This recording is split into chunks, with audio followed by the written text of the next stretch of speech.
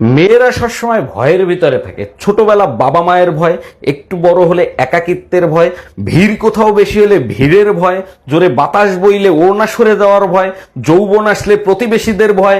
মেয়েদের ভয়ের অবসান তখন ঘটে যখন জীবন সঙ্গিনী পায়, বেচারা স্বামীর উপরে সমস্ত ভয়ের বজ্রপাত ঘটায়। এখন তোমার কি হবে সোনা? কে বাঁচাবে তোমাকে আমার হাত থেকে?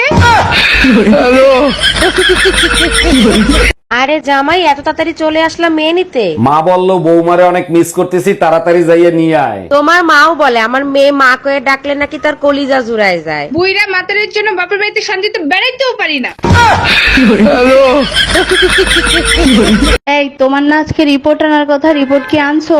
হ্যাঁ আনছি, আমার ব্রেন টিউমার হইছে। সর্বনাশ, তা কোথায় হয়েছে ব্রেন টিউমার?